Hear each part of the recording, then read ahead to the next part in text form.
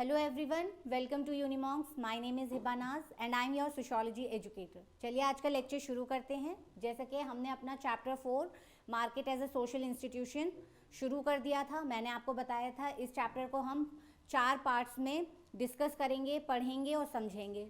तो हम इसके 3 पार्ट्स अच्छे से पढ़ चुके हैं। आपने अगर नहीं देखे हैं तो प्लीज़ जाकर देखिए, क्योंकि जब तक आप प्रीवियस लेक्चर्स को अच्छे से नहीं सुनोगे और नहीं समझोगे तो जो हम आगे पढ़ेंगे उससे आप रिलेट नहीं कर पाओगे। तो कॉन्टिन्यूटी बनाए रखने के लिए और कॉन्सेप्ट्स की क्लियरिटी के लिए आपको क्या करना है, आपको सारे लेक्चर्स ध्यान से सुनने हैं। तो आज हम अपना पार्ट 4 शुरू करने वाले हैं। पार्ट 4 में हम क्या पढ़ने वाले हैं, हमें पढ़ना है ग्लोबलाइजेशन कॉन्सेप्ट क्या है, ठीक है। और जब हम मार्केट पढ़ रहे हैं तो मार्केट में क्या रोल रहा है ग्लोबलाइजेशन का, लिबरलाइजेशन का। और इसके अंदर हम पढ़ेंगे वर्चुअल मार्केट आज के पार्ट में। जैसा हमने पार्ट 1 में डिस्कस करा था वीकली मार्केट, पार्ट 2 और 3 में हमने ट्रेडिशनल बिजनेस कम्युनिटीज़ को डिस्कस करा था। तो आज हम पार्ट 4 में ग्लोबलाइजेशन का कॉन्सेप्ट को समझेंगे कि मार्केट में इसका क्या रोल है और वर्चुअल मार्केट क्या है, किसे कहते हैं, ठीक है। तो इससे पहले हम ये सब चीज़ें शुरू करें, ये सारे कॉन्सेप्ट, तो हमें क्या करना है, रिवाइज करना है अपने प्रीवियस लेक्चर का, ताकि हम कॉन्टिन्यूटी बनाए रखें और चीज़ों को अच्छे से समझ पाएँ। तो पार्ट 3, ठीक है, पार्ट 3 में हमने क्या पढ़ा था, हमने पढ़ा था कार्ल मार्क्स का, क्या पढ़ा था, कैपिटलिज्म, ठीक है, कैपिटलिज्म पढ़ा था। वहीं अगर मैं आपसे बोलूं पार्ट 1 में हमने क्या पढ़ा था, पार्ट 1 में हमने मार्केट, इसका इंट्रोडक्शन और वीकली मार्केट हमने पढ़ा था, ठीक है। वीकली मार्केट में हमने क्या पढ़ा था, वीकली मार्केट में हमने पढ़ा था अल्फ्रेड जेल 1982 में एक स्टडी करते हैं धुराई विलेज, बस्तर डिस्ट्रिक्ट, छत्तीसगढ़ में। और वहाँ पे वो सारी चीज़ें बताते हैं कि वीकली मार्केट कैसे लगता है, वहाँ के सिचुएशंस कैसे होते हैं, लोगों के बीच में इंट्रैक्शन होता है, वो इकोनॉमिक एक्टिविटी होती है या उसके साथ साथ एक सोशल एक्टिविटी भी होती है जिसको वो लोग इंजॉय करते हैं। और फिर हमने एक सिटिंग अरेंजमेंट देखा था कि वीकली मार्केट में किस तरह से जो हाई रैंक हिंदूज़ हैं वो सेंट्रल जोन ऑक्यूपाई कर लेते हैं और जो मिडिल रैंक हिंदू हैं वो इनर साइड ऑक्यूपाई कर लेते हैं, और जो आउटसाइड होता है उस वीकली मार्केट का वो किसको प्रोवाइड कर दिया जाता है, लो कास्ट हिंदूज़ को या फिर ट्राइबल पीपल्स को। तो इस तरह से हमने ये सारी चीज़ें को डिटेल में पढ़ा था। फिर हमने पार्ट 2 में क्या पढ़ा था, पार्ट 2 में हमने ट्रेडिशनल बिजनेस कम्युनिटीज़ को समझा था, ट्रेडिशनल बिजनेस कम्युनिटीज़, ठीक है। इसमें हमने क्या पढ़ा था, हमने देखा था कि किस तरह से प्री कॉलोनियल एरा में जो हमारी इंडियन इकोनॉमी थी वो स्टेबल थी, स्टैब्लिश थी, लेकिन वो बेस किस पर कर रही थी, नॉन एक्सचेंज मार्केट पर कर रही थी। नॉन एक्सचेंज मार्केट का एग्जाम्पल हमने क्या पढ़ा था, जजमानी सिस्टम पढ़ा था। जजमानी सिस्टम में हम क्या देख रहे थे, नो प्रॉफिट नो लॉस का कॉन्सेप्ट था, सिर्फ exchange of goods and services का कॉन्सेप्ट चल रहा था कि जो जजमान, 2 ग्रुप्स थे, एक जजमान्स थे, दूसरे प्रजन्स थे।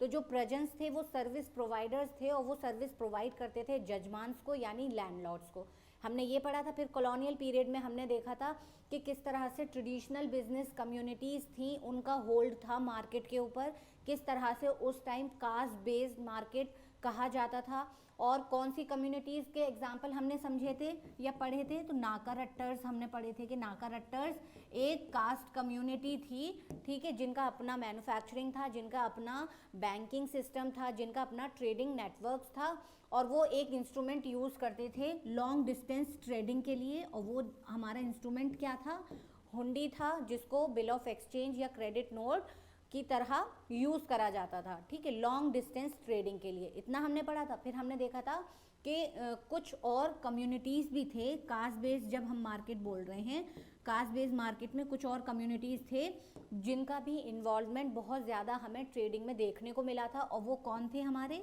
वैश्यास थे। जब हमने कास्ट सिस्टम पढ़ा था तो उसमें हमने बहुत अच्छे से पढ़ा था कि जो वैश्यास होते हैं उनका जो ऑक्यूपेशन होता है वो मर्चेंट, बिजनेसमैन, ट्रेडिंग्स इसमें होता है ना।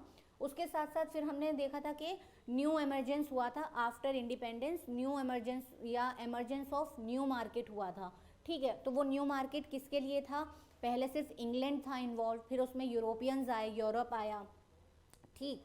उसके साथ साथ फिर एक बिजनेस कम्युनिटी और आई उस टाइम पर, जब हम कॉलोनियल की बात कर रहे थे तो वो लोग स्मॉल ट्रेडर्स थे, उसके बाद वो बिग मर्चेंट्स बने, उसके बाद अब वो आफ्टर इंडिपेंडेंस बिग इंडस्ट्रियलिस्ट के तौर पर हमारे सामने आए, और वो कौन लोग थे, वो मारवाड़ीज थे। ठीक है, तो इस तरह से हमने पार्ट 3 में इनको अच्छे से पढ़ा था और समझा था। अब आज आगे पार्ट 4 में हमें, और हाँ पार्ट 2 में हमने ये पढ़ा था, पार्ट 3 में हमने क्या पढ़ा था, कार्ल मार्क्स का कैपिटलिज्म। कैपिटलिज्म क्या कहा था, कार्ल मार्क्स ने बोला था कैपिटलिज्म में होता है 2 ग्रुप्स होते हैं, जिसमें से एक होते हैं हैव्स, ठीक है, और दूसरे होते हैं हैव्स नॉट। हमने यही पढ़ा था, 2 ग्रुप होते हैं जिसमें से हैव्स ओनर हो जाते हैं और हैव्स नॉट वर्कर हो जाते हैं। इनके लिए एक टर्म यूज करा गया है, बोर्जुआजी, ठीक है, और ये कौन है, प्रोलिटेरिएट। ठीक, इस तरह से तो कार्ल मार्क्स क्या कहते हैं कैपिटलिज्म में कि 2 ग्रुप्स होते हैं, एक ओनर और हैव्स होते हैं, दूसरे वर्कर और हैव्स नॉट होते हैं, और किस तरह से ये लोग इनको एक्सप्लॉइट करते हैं। ठीक है, किस तरह से हैव्स नॉट को भी क्या एक कमोडिटी बना दिया जाता है, जिनको क्या करा जाता है, कमोडिटी बना दिया जाता है। ठीक, कमोडिटी का क्या मतलब हुआ, एक आइटम।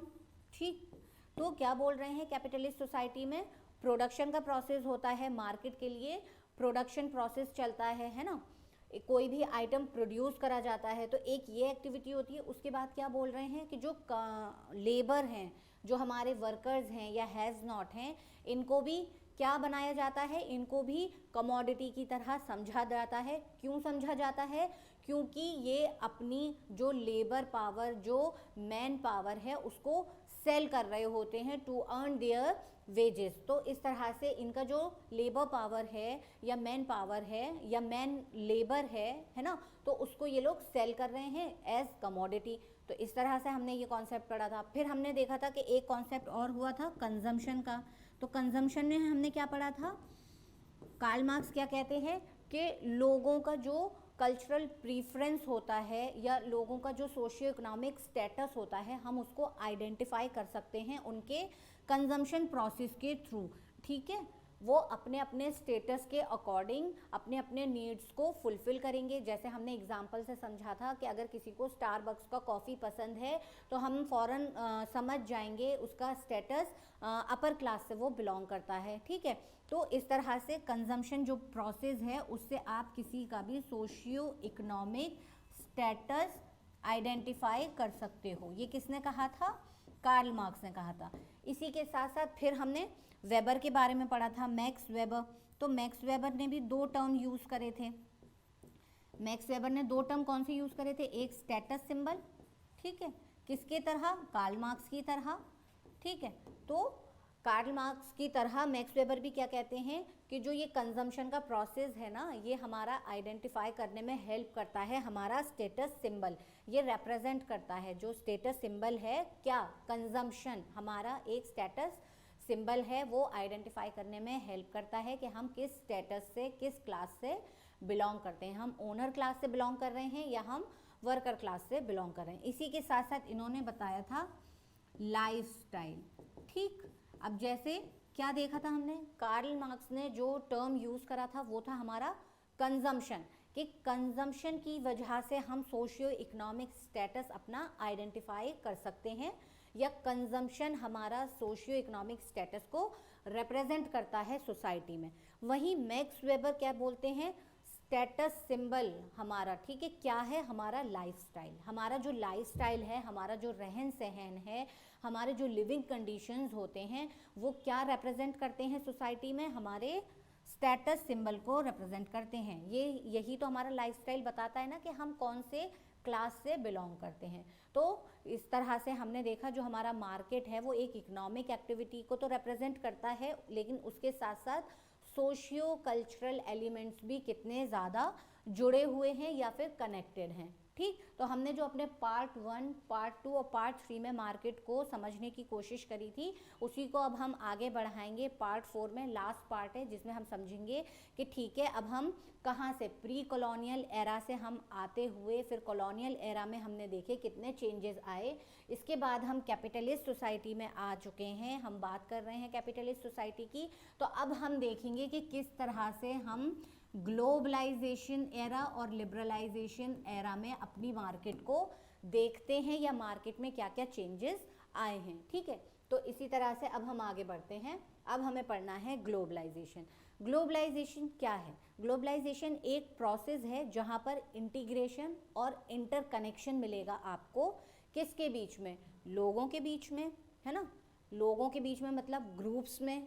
फिर हम बात करें, अब हम मार्केट की बात कर रहे हैं तो वहाँ पर हम क्या देखेंगे? कंपनीज, बिजनेस कंपनीज ये देखेंगे, उसके बाद कंट्रीज देखेंगे, है ना। अब ग्लोबलाइजेशन का देखो, यहीं से देखो, ग्लोबलाइजेशन को पहले इतना स्प्लिट करो, ग्लोबल।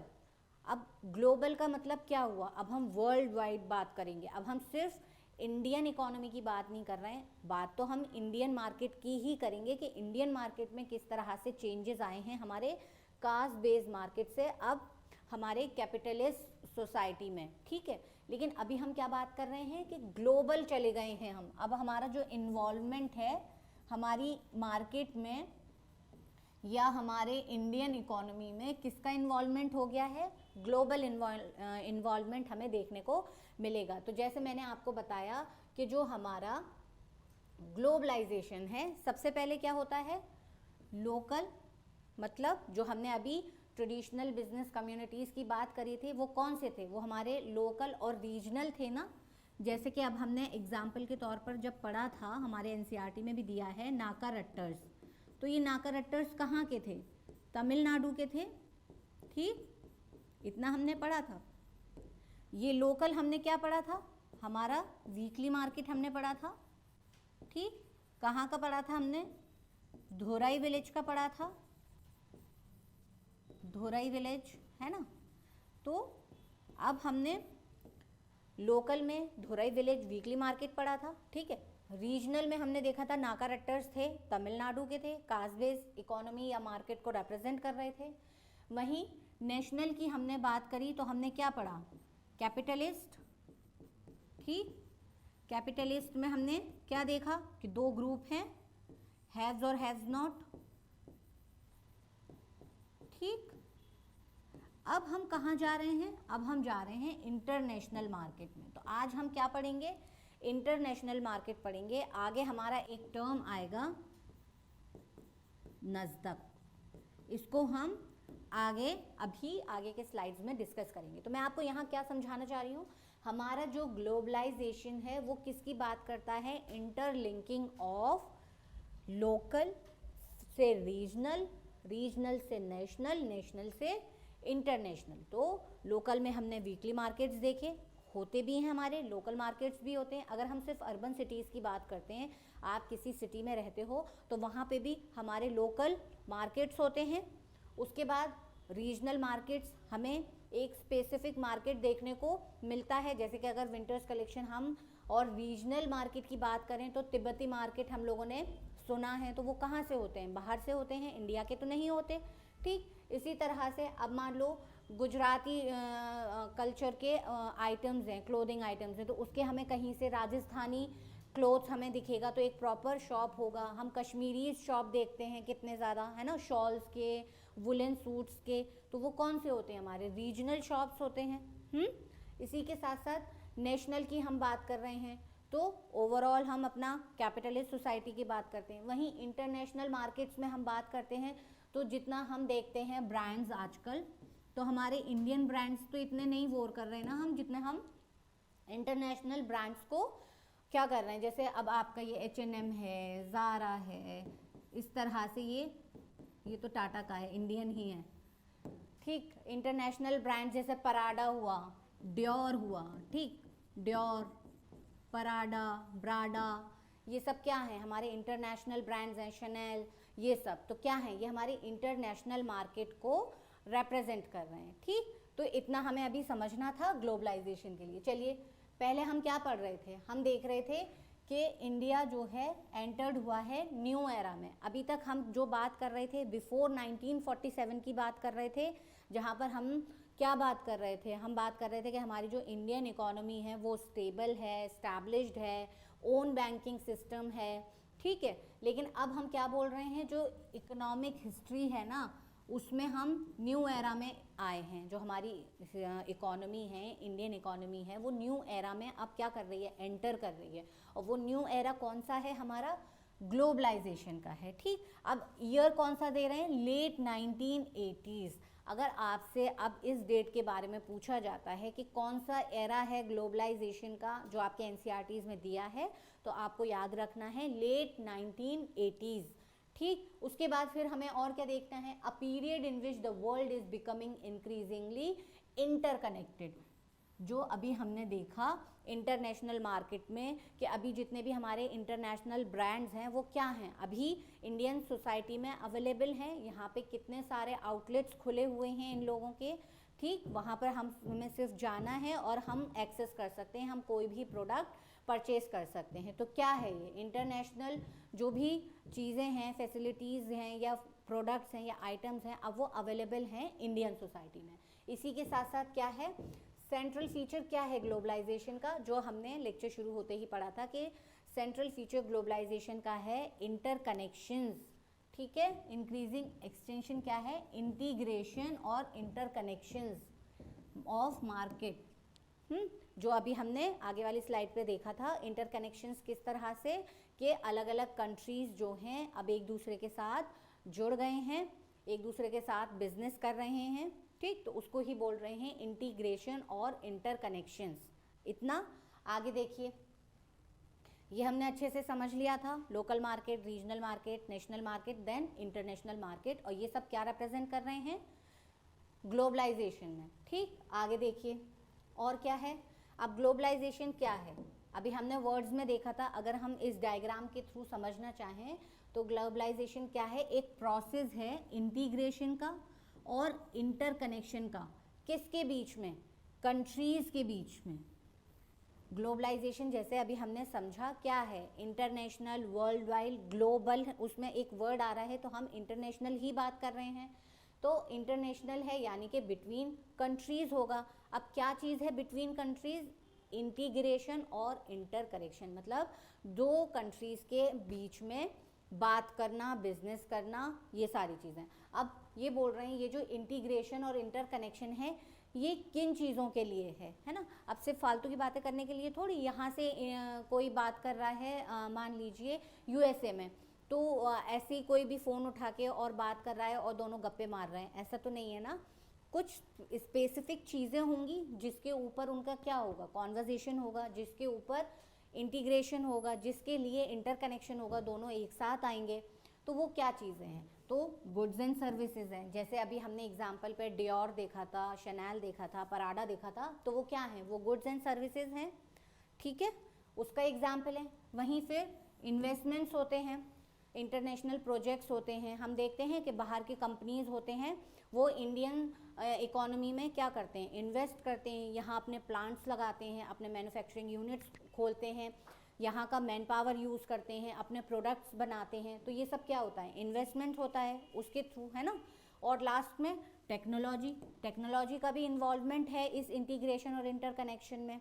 ठीक है, कैसे, किस तरह से कि अगर दो कंट्रीज़ आपस में बिजनेस करना चाहते हैं, मान लीजिए कि इंडिया और चाइना दोनों आपस में बिजनेस करना चाहते हैं, तो किसके थ्रू कर सकते हैं, टेक्नोलॉजी के थ्रू कर सकते हैं। तो इन्वॉल्वमेंट जो है ग्लोबलाइजेशन में, या ग्लोबलाइजेशन का यहाँ पे क्या मतलब है कि एक प्रोसेस है इंटीग्रेशन और इंटरकनेक्शन का बिटवीन कंट्रीज ओवर किस चीज़ों के ऊपर है, goods and services, investment and technology. Hope यहाँ तक चीज़ समझ में आई होगी। बहुत आसान कॉन्सेप्ट है, बस आप जो टर्म्स हैं उनको एक दो बार अच्छे से पढ़ोगे ना, वो इतने सेल्फ एक्सप्लेनेटरी होते हैं कि वर्ड को स्प्लिट करोगे तभी आप उसका मीनिंग भी निकाल लोगे कि इसका मतलब अच्छा ये है।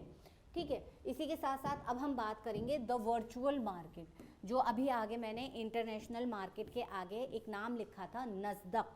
ठीक, तो नस्दक क्या है, एक वर्चुअल मार्केट है। वर्चुअल मार्केट किस तरह से है, मेजर इलेक्ट्रॉनिक स्टॉक एक्सचेंज। ठीक है, स्टॉक एक्सचेंज का इलेक्ट्रॉनिक मार्केट है। कहाँ पर है, न्यूयॉर्क में है। अब आपसे ये भी एक सवाल पूछा जा सकता है अगर कि इलेक्ट्रॉनिक स्टॉक एक्सचेंज मार्केट कौन सा है, तो आप बता सकते हो, आंसर कर सकते हो, नस्दक है। आपसे पूछा जा सकता है वर्चुअल मार्केट का जो एनसीईआरटी में जिक्र हुआ है या बात हुई है तो वो कौन सी मार्केट है, तो आप बता सकते हो नस्दक। ये मार्केट कहाँ है, इसका जो साइट है वो कहाँ है, तो आप बता सकते हो न्यूयॉर्क में है, ठीक। तो क्या बोलते हैं यहाँ पे, it operates exclusively through computerised. अब जब हम इलेक्ट्रॉनिक की बात कर रहे हैं तो क्या होगा, ये कंप्यूटराइज्ड ही होगा, टेक्नोलॉजी की हम यूज़ कर रहे हैं तो क्या होगा, ये इलेक्ट्रॉनिक कंप्यूटराइज्ड है। आगे, it allows stock brokers and investors from around the world to buy and sell shares in the companies it list. तो ये जो हम नस्दक मार्केट, वर्चुअल मार्केट की बात कर रहे हैं, तो इसमें क्या होता है, ये एक वर्चुअल मार्केट है, न्यूयॉर्क में इसका साइट है, लेकिन इसमें जो इन्वॉल्वमेंट है ना लोगों का, वो वर्ल्ड में कहीं से भी हो सकता है। किस तरह से, कंप्यूटराइज्ड इलेक्ट्रॉनिक कम्युनिकेशन के थ्रू ये है। अब मान लीजिए कि मुझे इसमें कोई भी कंपनी का शेयर या तो बाय करना है या सेल करना है, तो मैं यहीं इंडिया में बैठ के, दिल्ली में बैठ के क्या कर सकती हूँ, इसमें अपना इन्वॉल्वमेंट दिखा सकती हूँ। किस तरह से, क्योंकि ये वर्चुअल मार्केट है तो मेरा जो फिजिकल अपीयरेंस है ज़रूरत नहीं है वहाँ पर दिखाने की, ठीक। मैं यहाँ बैठ के भी कर सकती हूँ। जैसे फॉर एग्जांपल हमारा फेसबुक है, ठीक है, उसमें क्या करते हैं हम, अराउंड द वर्ल्ड किसी से भी बात कर सकते हैं, किसी से भी कनेक्ट हो सकते हैं वर्चुअली। ये हमारा क्या है, वर्चुअल है ना, ठीक। तो फेसबुक पे आपका आईडी है, आप दुनिया में कहीं भी किसी से भी बात करना चाहो तो बात कर सकते हो। इसी तरह से ये एक वर्चुअल मार्केट है नस्दक। तो आप दुनिया के किसी भी कोने में बैठे हो, अगर आप इसमें इन्वॉल्वमेंट दिखाना चाहो, अगर आप इनकी जो भी कंपनीज़ हैं इसमें कोई शेयर इनका ख़रीदना चाहो या बेचना चाहो तो आप कर सकते हो, ठीक है, आपका इन्वॉल्वमेंट उसमें हो सकता है। अब आप देख रहे हो हम वीकली मार्केट से कहाँ आ गए, वीकली मार्केट से हम वर्चुअल मार्केट तक पहुँच चुके हैं। ये किसकी वजह से हुआ है, ग्लोबलाइजेशन की वजह से, ठीक है। ग्लोबलाइजेशन में हमने क्या समझा, ग्लोबलाइजेशन में हमने समझा है इंटीग्रेशन और interconnections between countries around the world, ये हमने समझा। तो वीकली मार्केट से वर्चुअल मार्केट तक आ गए, ग्लोबलाइजेशन की वजह से आ गए। वर्चुअल मार्केट का एग्जाम्पल अगर हमसे पूछा जाएगा तो हम आंसर करेंगे नस्दक मार्केट है। कहाँ पर है ये, न्यूयॉर्क में। अब मैं आपको एक चीज़ दिखाती हूँ, हमारे एनसीईआरटी में ही ये दिया हुआ है एक बॉक्स, ठीक है, होप आप पढ़ पा रहे होगे इसको। तो इसमें क्या है, वर्चुअल मार्केट बोल रहे हैं, वर्चुअल मार्केट अभी हमने पढ़ा था नस्दक, ठीक। अब ये देखो यहाँ पे क्या बोल रहे हैं, नस्दक रिंग्स फ्रॉम मैसूर। अभी हमने क्या देखा था कि ये न्यूयॉर्क में है, न्यूयॉर्क में कहाँ पर है, यहाँ देखिए लिखा होगा, आगे हम देखते हैं, पहले इसको पढ़ते हैं। जैसे ये है tower in time square New York, ठीक। क्या है इसका, ये नस्दक का मार्केट साइट।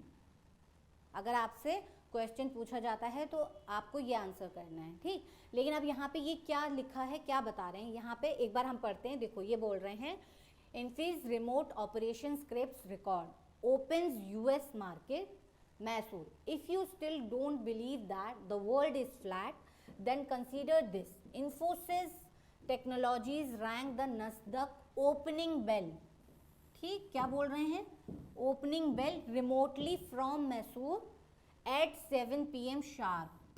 क्या हो रहा है, ये वर्चुअल मार्केट को बोल रहे हैं, अराउंड द वर्ल्ड आप कहीं से भी क्या दिखा सकते हैं, अपना इन्वॉल्वमेंट दिखा सकते हैं, आप कोई भी इसका शेयर खरीद सकते हैं या बेच सकते हैं। तो वो जो ये मार्केट है कहाँ से कंट्रोल हो रही है, मैसूर से हो रही है। बोल रहे हैं रिमोटली फ्रॉम मैसूर, 7 बजे शार्प। क्या करा इन्होंने, ठीक। और अगर ये यूएस का टाइम दे रहे हैं तो यहाँ पर दे दिया कि Infosys chairman and chief mentor NR Narayana Murthy pressed a button to mark the opening of Monday's trading session. देखा आपने, क्या बोल रहे हैं कि ये जो नस्दक है ये कंट्रोल हो रही है इंडिया मैसूर से, और जो चीफ हैं, चीफ मेंटर हैं या इन्फोसिस चेयरमैन हैं, इन लोगों ने यहीं से कंट्रोल करा सिर्फ एक बटन से।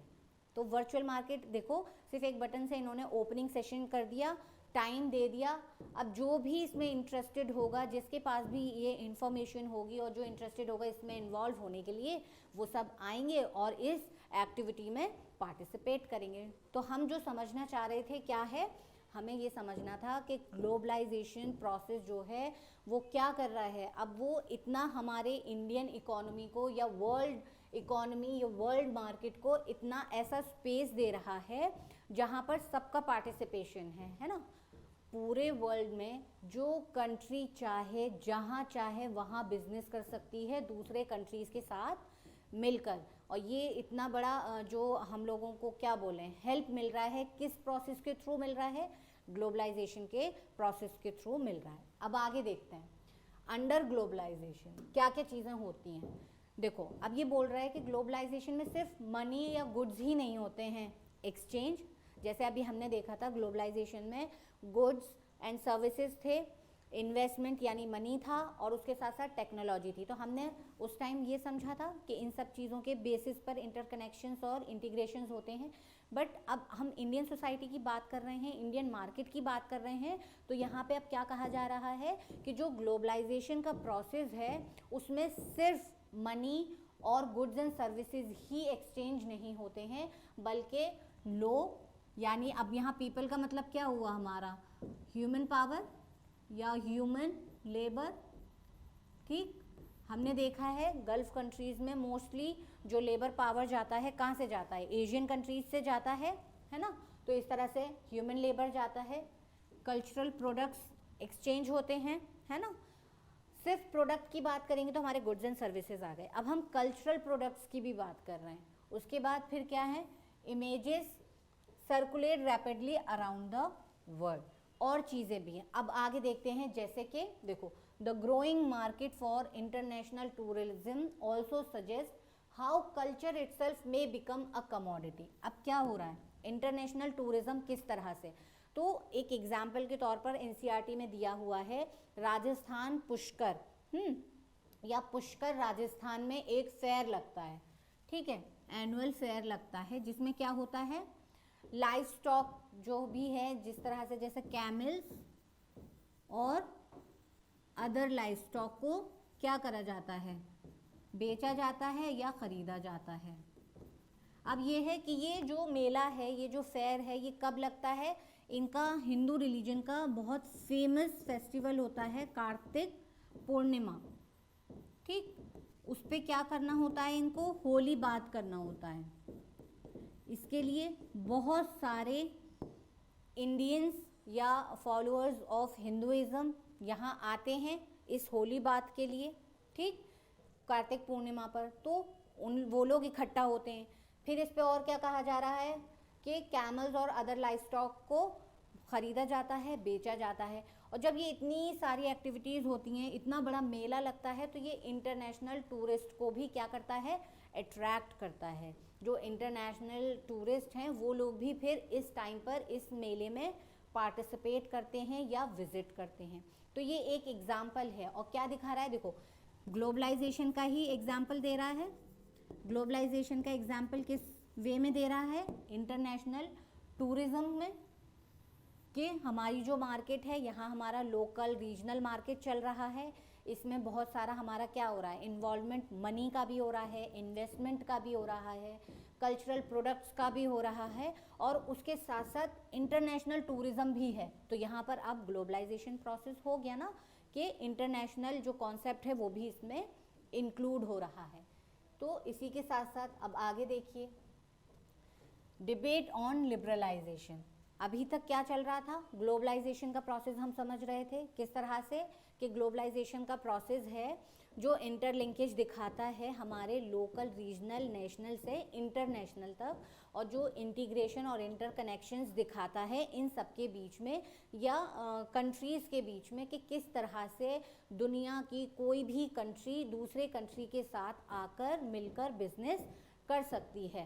ठीक, इतना अवेलेबिलिटी दे दिया है ग्लोबलाइजेशन प्रोसेस ने हम लोगों को, इतना हमने पढ़ लिया। फिर हमने क्या देखा था कि हम वीकली मार्केट से, रीजनल मार्केट से, नेशनल मार्केट से इंटरनेशनल मार्केट तक पहुंच गए हैं, और जहां पर हम वर्चुअल मार्केट का भी फ़ायदा उठा रहे हैं, कि हम किसी भी कंट्री में बैठकर हम उस वर्चुअल मार्केट में अपना इन्वॉल्वमेंट दिखा सकते हैं, हम पार्टिसिपेट कर सकते हैं उस इकोनॉमिक एक्टिविटी में। ठीक है, इतना हमने समझ लिया। अब हमारा दूसरा टॉपिक आता है लिबरलाइजेशन। अब लिबरलाइजेशन क्या है? लिबरलाइजेशन का मतलब होता है लूजनिंग गवर्नमेंट कंट्रोल। ठीक, अब लूजनिंग गवर्नमेंट कंट्रोल किससे? ऑन कैपिटल, लेबर, ठीक है, इस तरह से चीजें। Reduction in tariff, reduction in tariff, ठीक, इतना। तो लिबरलाइजेशन का क्या मतलब है कि गवर्नमेंट का जो कंट्रोल है उसको कम करा जाता है और प्राइवेटाइजेशन को क्या करा जाता है? प्रमोट, प्राइवेटाइजेशन को प्रमोट करा जाता है। किस तरह से? देखो, the privatization of public sector enterprises, selling government own companies to private companies. सबसे पहले तो क्या होता है? गवर्नमेंट कंपनीज जो हैं उनको सेल करा जाता है प्राइवेट कंपनीज को। उससे क्या होता है? मार्केटाइजेशन के प्रोसेस को या कॉन्सेप्ट को प्रमोट करा जाता है। किस तरह से? यूज ऑफ मार्केट्स और मार्केट बेस्ड प्रोडक्ट्स या processes rather than government regulations और policies to solve social, political और इकोनॉमिक प्रॉब्लम्स। क्या होता है? प्राइवेटाइजेशन क्यों करा जाता है? वेलफेयर के लिए, लोगों के वेलफेयर के लिए। अब जैसे अगर हम एग्जाम्पल से समझना चाहते हैं, ठीक है, ये हमारा एक इंस्टीट्यूट है, ठीक है, इसका होल्ड किसका है? इस पर गवर्नमेंट का होल्ड है। अब गवर्नमेंट के ऐसे ही बहुत सारे इंस्टीट्यूट हैं, मान लीजिए 50 इंस्टीट्यूट्स हैं, ठीक। तो अब क्या हो रहा है इसमें? अब ये 50 के 50 इंस्टीट्यूट्स पे बहुत अच्छे से टाइम नहीं दे पा रहा है उसके वेलफेयर के लिए, ठीक है। बहुत सारे रूल्स रेगुलेशंस हैं जो इन्हें फॉलो करने पड़ रहे हैं, जिसकी वजह से ये ग्रो नहीं कर पा रहे हैं। तो क्या हो रहा है? अब इन 50s में से क्या करा? 30 को प्राइवेटाइज्ड कर दिया, ठीक है, प्राइवेट ऑर्गेनाइजेशंस को बेच दिया 30। अब ये 30 इससे अलग चले गए। अब 30 प्राइवेटाइज्ड हो गए, मतलब इसको 30 को 30 ही लोग ओन कर रहे हैं, ठीक है। जैसे ये अलग अलग प्राइवेट ऑर्गेनाइजेशन को सेल कर दिया, तो इसका ये ओनर, इसका ये ओनर, इसका ये ओनर, इसका ये ओनर। तो अब क्या होगा? अब ये इसके क्या करेगा? ग्रो होने में, इसके ग्रोथ में, इसके डेवलपमेंट में ये और ज़्यादा इन्वॉल्वमेंट दिखाएगा, पार्टिसिपेट करेगा, कंट्रीब्यूट करेगा और ये ग्रो करेगी।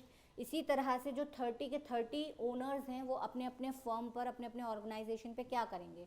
काम करेंगे, उसको प्रमोट करेंगे, उसके डेवलपमेंट, उसके ग्रोथ में, है ना। तो उससे क्या होगा?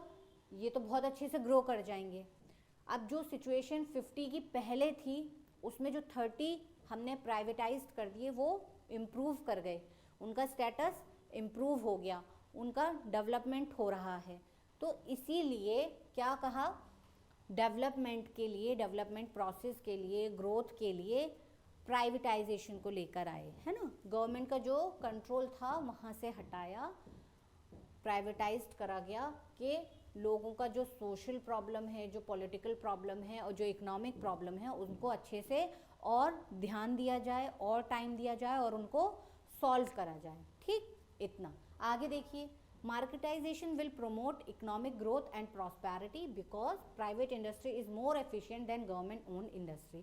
यही सब हमने अभी डिस्कस करा कि अगर गवर्नमेंट का होल्ड 50 पर है तो वो इतना इम्प्रूव नहीं कर पा रहे हैं। अगर उन्होंने 30 को प्राइवेटाइज कर दिया, 20 अपने अंडर रखा, तो वो जो 30 हैं वो क्या हो जाएंगे? उनका एफिशिएंट हो जाएंगे वो लोग, ठीक है, और ग्रो करेंगे, है ना, उनका और डेवलपमेंट होगा। यही सब चीज़ें हमने डिस्कस करी थी। तो इसलिए लिबरलाइजेशन को लेकर आया गया, ठीक है। आगे देखते हैं। अब इसी चीज़ की ग्लोबलाइजेशन और लिबरलाइजेशन के क्या हैं? कुछ फ़ायदे हैं, कुछ नुकसान हैं, ठीक है। तो अब आप बताओ फ़ायदे और नुकसान क्या क्या हैं। तो अभी हम फ़ायदे की बात कर लेते हैं, एडवांटेजेस की, कि ग्लोबलाइजेशन में हम बता रहे हैं कि ग्रोथ की बात हो रही है, डेवलपमेंट की बात हो रही है, हम दूसरे कंट्रीज़ के साथ मिलकर बिजनेस कर रहे हैं, हमारा इंटीग्रेशन, इंटरकनेक्शंस हो रहे हैं, हमारे सोशल इंट्रैक्शंस बढ़ रहे हैं, है ना, ये सारी चीज़ें। तो एडवांटेजेस में क्या हो रहा है? Commodities which were not available to us earlier are available now. तो ये बात सही है, जैसे कि मैंने अभी आपको एग्जांपल दिया था इंटरनेशनल मार्केट का, कि बड़े बड़े ब्रांड्स हैं, पराडा, डियोर, शनैल, गुची, ये सब क्या है, अब अपर क्लास पहले क्या होता था, अगर वो बाहर जा रहे हैं इंडिया के तो वहाँ पर ही वो अफोर्ड कर सकते थे, ठीक है। अब लेकिन क्या है, अब इनके स्टोर्स इंडियन सोसाइटी में भी खुल चुके हैं, तो अफोर्डेबिलिटी हो गई है, अवेलेबिलिटी हो गई है। अब जो बाहर के प्रोडक्ट्स हैं वो हमें यहाँ पर भी मिलते हैं। अब ये तो हम चले गए अपर क्लास के लिए, अभी हम बात करते हैं चाइना के प्रोडक्ट्स की, ठीक है। तो क्या है, इनकी अवेलेबिलिटी इंडियन सोसाइटी में बहुत ज़्यादा है, बहुत मिलते हैं। किस तरह से, अफोर्डेबिलिटी भी है, क्योंकि ये चीप होते हैं प्रोडक्ट बहुत ज़्यादा, इसलिए हम अफोर्ड कर सकते हैं। अगर मान लीजिए हमें एक टॉर्च लाइट भी चाहिए और अगर हमारी अफोर्डेबिलिटी 50 रुपीज़ है तो हमें 50 रुपीज़ में भी टॉर्च मिल जाएगी, है ना।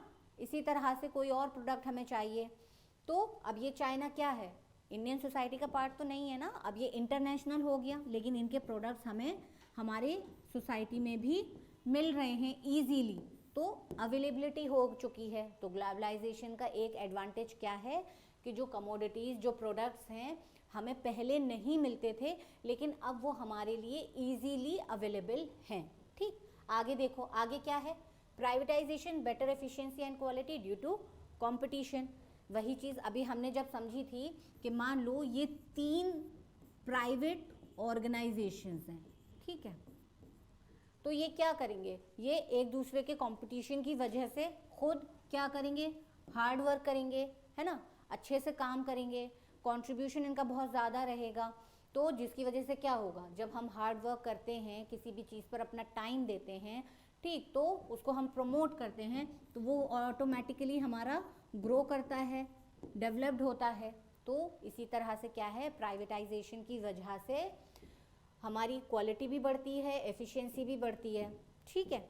आगे देखो, foreign investments and foreign exchange coming into the country. अब जैसे कि मुझे कोई बिजनेस करना है ना, तो अब मैं अपना आइडिया मान लो किसी फॉरेन इन्वेस्टर को बताती हूँ, ठीक है, मेरा कोई भी मीटिंग होता है, ग्लोबलाइजेशन की हम बात कर रहे हैं, अब क्या है, अवेलेबिलिटी है, हम कहीं भी जाकर अपना प्रपोजल दे सकते हैं, हम किसी के भी साथ अगर बिजनेस करना चाहते हैं तो हम कर सकते हैं। तो मैं अगर कोई बिजनेस करना चाहती हूँ, ठीक है, तो अब मैंने कोई अपना आइडिया फॉरेन इन्वेस्टर को सुनाया और उसको पसंद आ गया, तो क्या होगा, मुझे इन्वेस्टमेंट मिल जाएगा मेरे बिजनेस के लिए, है ना। तो मैं यहाँ रहकर भी उस फॉरेन इन्वेस्टर का जो भी इन्वेस्टमेंट है वो यूज़ करके अपना बिजनेस कर सकती हूँ।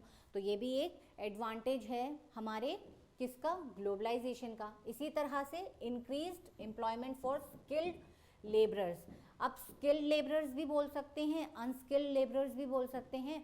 जैसे अनस्किल्ड से ज़्यादा स्किल्ड और सेमी स्किल्ड अगर हम बोलना चाहें, तो जैसे मैंने आपको अभी एग्जांपल दिया था कि हमारे जो गल्फ़ कंट्रीज़ हैं, ठीक है, उसमें जो हमारा ह्यूमन लेबर जाता है, मैन लेबर जाता है एशियन कंट्रीज से, तो वो क्या है, एम्प्लॉयमेंट मिलता है ग्लोबलाइजेशन की वजह से। जो यहाँ अनएम्प्लॉयड है, जिसको यहाँ कोई नौकरी नहीं मिल रही है, बट वो मान लीजिए किसी गल्फ़ कंट्रीज़ में जा रहा है, कतर में जा रहा है, सऊदी जा रहा है, ठीक है, वहाँ पर कैसे जा रहा है, लेबर क्लास में जा रहा है वो, ठीक है, उसको एम्प्लॉयमेंट तो मिल रही है ना, किस प्रोसेस की वजह से मिल रही है, ग्लोबलाइजेशन के प्रोसेस की वजह से मिल रही है। तो ये सारे हमारे ग्लोबलाइजेशन के एडवांटेजेस हैं। इसी के साथ साथ जब हम बोल रहे हैं कि हर चीज़ के फ़ायदे और नुकसान हैं, तो फ़ायदे तो हमने देख लिए और बहुत अच्छे फ़ायदे हैं। अगर हम नुकसान की बात करेंगे तो नुकसान क्या क्या हैं, तो सबसे पहले देखो, there are some sectors which have IT, seafood, fruits increased in exports. अब ये सब चीज़ें क्या हैं, बढ़ चुकी हैं एक्सपोर्ट करने के लिए। जितना अब यहाँ पर, जैसे अब हम क्या बोलें, यहाँ का जो कंजम्पशन है उसके लिए पूरा नहीं पड़ रहा है, बट बाहर भेज रहे हैं। बाहर क्यों भेज रहे हैं, क्योंकि वहाँ से जो भी रिटर्न आएगा वो ज़्यादा आएगा, प्रॉफिट ज़्यादा होगा। फॉर एग्ज़ाम्पल, अगर मान लीजिए कोई फ्रूट मैं आपको 10 रुपये का दे रही हूँ, ठीक है, ठीक है, मैंने आपको कोई फ्रूट 10 का दिया, अब यही फ्रूट मैं किसी दूसरे को दे रही हूँ जो वो मुझे 15 पे करेगा, तो मैं क्या करूँगी, नेक्स्ट टाइम से अपना फ्रूट आपको नहीं दूंगी ना, जो मुझे एक्स्ट्रा पे कर रहा है मैं उसको दूंगी। तो एक ये प्रॉब्लम आ चुकी है ना, कि जो अपना पूरा नहीं पड़ रहा है लेकिन बाहर भेजना है। आगे देखो, electronic goods and automobiles have come down since foreign goods are of better quality. वहीं पे अगर हम ये देखते हैं कि ग्लोबलाइजेशन की वजह से अवेलेबिलिटी हो गई है, किसी भी कंट्री में खड़े होकर आप दूसरे कंट्री का कोई भी प्रोडक्ट यूज़ कर सकते हो, ये एक एडवांटेज है। तो हमारे लिए डिसएडवांटेज क्या है कि जो हमारी टेक्नोलॉजी है हमसे और ज़्यादा, अब जैसे चाइना के प्रोडक्ट्स हैं, ठीक, चीप होते हैं, प्रोडक्ट्स चीप होते हैं, बहुत सारे ऐसे प्रोडक्ट्स हैं जो हमें यहाँ इनसे मिलते हैं, बट हम वो प्रोडक्ट्स बना ही नहीं पा रहे हैं क्योंकि हमारे पास वो टेक्नोलॉजी नहीं है या हमारे पास वो मैन पावर या ह्यूमन पावर नहीं है जिसका हम यूज़ नहीं कर पा रहे हैं। तो क्या हो रहा है कि इसका मार्केट बढ़ता जा रहा है, हमारा मार्केट कम हो रहा है। तो ये एक डिसएडवांटेज है हमारे लिए। दूसरा क्या है, in rural areas one family faces a lot of competition from the foreign families. जैसे कि अभी हम इंपोर्ट और एक्सपोर्ट का एग्जाम्पल ले रहे थे, तो हम देख रहे थे कि किस तरह से हम ज़्यादा से ज़्यादा चीज़ें एक्सपोर्ट कर रहे हैं, है ना, तो हमारे पास कुछ नहीं हो रहा है। इसी तरह से दूसरों की चीज़ें भी तो हम इंपोर्ट कर रहे हैं, जैसे कि चाइना प्रोडक्ट्स हैं।